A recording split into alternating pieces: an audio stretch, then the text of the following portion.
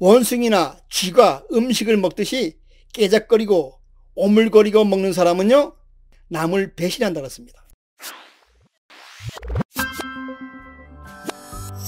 안녕하세요. 고전의 한수 엄태범TV입니다. 오늘 고전의 한수는요, 배신자의 관상은 따로 있다, 이런 주제를 가지고 한번 말씀을 드려보겠습니다.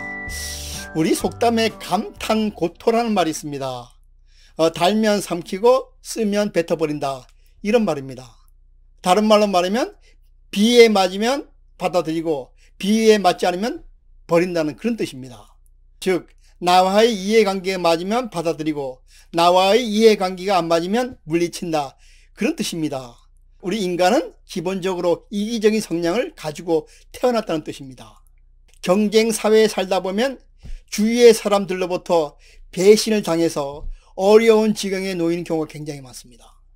따라서 이런 사람들로부터 배신당하지 않는 그런 지혜를 터득 해서 살아갈 필요가 있습니다. 제가 오늘 방송하는 내용은요, 제가 2015년도에 관상 책자를 발간했는데요, 그 책자 제목이 내 얼굴에 숨겨진 7가지 비밀이라는 책자입니다. 제가 관상 강의하는 모든 내용이 수록되어 있습니다. 혹시 이것을 참고해서 보실 분들은 이 책자를 참고해 주시면 도움이 될 겁니다. 그리고 많은 관상 유튜버들이 이 책자를 이용해서 강의를 하는 경우가 굉장히 많습니다. 혹 이 책자를 이용해서 강의하시는 우리 관상 유튜버들께서는 출처를 밝혀주시고 방송을 해줬으면 감사하겠습니다. 그리고요, 구독자 1만 명이 되면 제 채널을 시청해주는 열성 구독자분들에게 사은 행사로 책자를 보내드릴 그런 계획을 가지고 있습니다. 그러면요, 마의상법, 유장상법, 달마상법, 면상비급 등 관상학에서 말하는 배신하는 사람의 관상을 한번 알아보도록 하겠습니다. 첫째, 배신하는 사람은요, 늑대와 뱀의 걸음걸이를 걷습니다. 이리와 같이 걷는다는 것은요, 머리를 숙이고 발보다 머리가 먼저 나와서 걷는 걸음걸이입니다. 뒤를 돌아볼 때도요, 몸을 돌리지 않고 머리만 돌려서 마치 이리가 뒤를 돌아보듯이 돌아봅니다.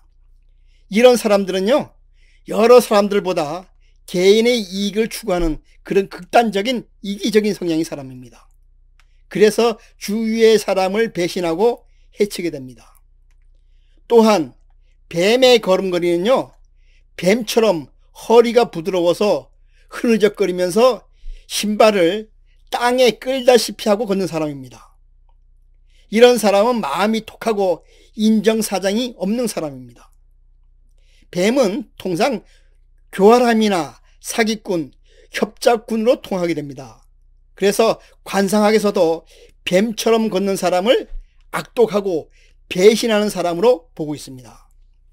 또한 뱀의 눈처럼요, 붉고 삼각형이고 칠핏줄이 흑점인 눈동자를 침범하는 사람이 있습니다. 이런 사람은 웃음 뒤에 칼을 뻗는 아주 냉정하고 비열한 사람으로서 주위의 사람들에게 해를 끼치니까 각별히 조심해야 됩니다. 다음은 먹는 모습이 음식을 깨작거리고 오물거리면서 먹습니다. 유장상법에서는요, 후찬서찬이라고 말합니다. 즉, 원숭이나 쥐가 음식을 먹듯이 깨작거리고 오물거리고 먹는 사람은요, 복이 없고 남을 배신한다 그랬습니다. 이렇게 깨작거리고 오물거리고 먹는 사람은요, 의리가 없습니다. 10년지기인 친구를 한순간에 배신하는 그런 사람입니다. 음식을 먹을 때는요, 소가 여물을 먹듯이요, 법스럽게 먹어야 의리가 있고 가치관이 뚜렷한 사람입니다. 셋째, 뒤에서 볼 때 양쪽 턱이 보이는 사람입니다. 머리 뒤에서 볼 때 양쪽의 턱이 보이는 사람이 있습니다. 이런 사람은요, 융통성이 없고 은혜를 원수로 갚는 오진 성격의 소유자입니다. 한마디로 말하면 배은망덕한 사람입니다. 넷째, 얼굴빛이요, 지나치게 푸르거나 검은 사람입니다. 얼굴빛이 마치 저승사자와 같이 얼굴이 검푸른 사람이 있습니다. 이런 사람은 한 끼의 밥을 위해서 기꺼이 한 사람의 목숨을 바꿀 수 있는 그런 비정한 사람입니다. 중국의 판관 포청천의 얼굴을 보면 검푸르게 생겼습니다. 이는 법을 집행해야 하는 사람으로서 인정사정 볼 것 없이 비정하게 일을 처리해야 하기 때문에 그렇게 얼굴빛이 생긴 것 같습니다. 얼굴빛이 지나치게 검은 사람은요, 정이 없고 차가운 사람입니다. 그리고 주위 사람의 어려움을 자기의 출세의 디딤돌로 이용하는 비열한 사람 중에서 많이 볼 수가 있습니다. 다섯째, 눈이 움푹 들어가고요, 눈썹 털이 거꾸로 난 사람, 즉 역모로 생긴 사람입니다. 눈은요, 자기 자신을 나타냅니다. 눈이 움푹 들어간 사람은요, 자기 자신을 감추고 배신의 동략을 마련하더라도 다른 사람들이 알 길이 없습니다. 또한 눈썹들이 거꾸로 난 사람을 우리 역모라 그러는데요, 이런 사람들은 반역을 저지르는 사람입니다. 그래서 스스럼 없이 돌출 행동을 하며 상대방의 궁지에 몰아놓고 자기의 이익만 탐하는 사람들이 거꾸로 생긴 이런 역모의 눈썹을 가지고 있습니다. 여섯째, 손가락 끝이요, 둥근 사람입니다.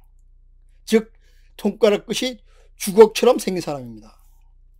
이런 사람은요, 반항심이 있습니다.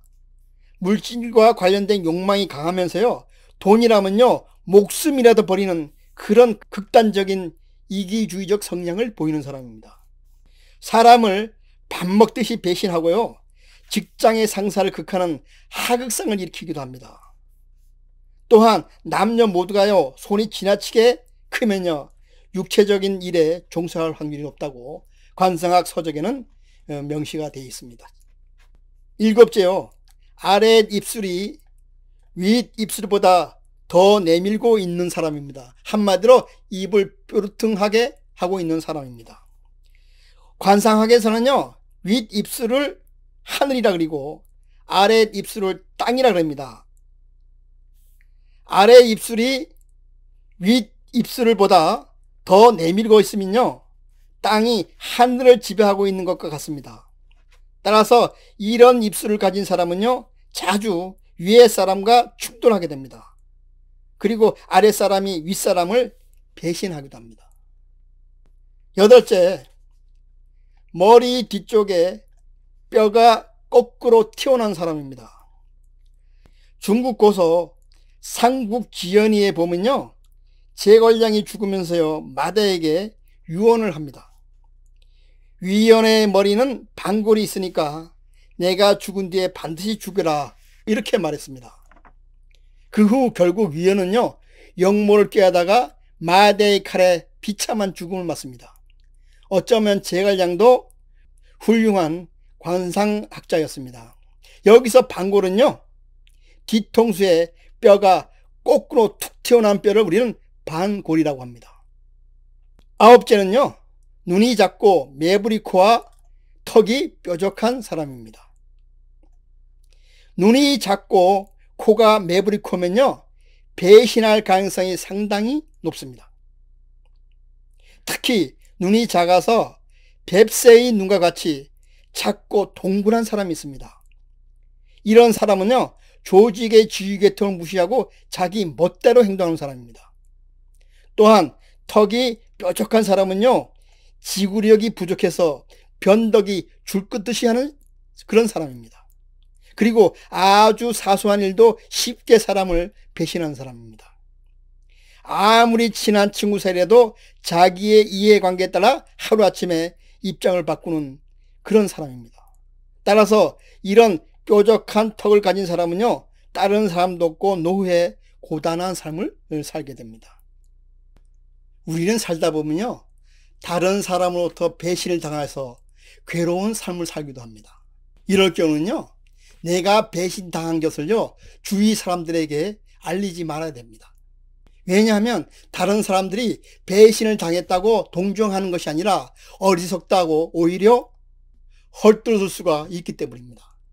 따라서 배신의 아픔이 아무리 힘들더라도 참고 견뎌내야 됩니다. 이것이 약육강식에서 살아남는 삶의 지혜이기도 합니다.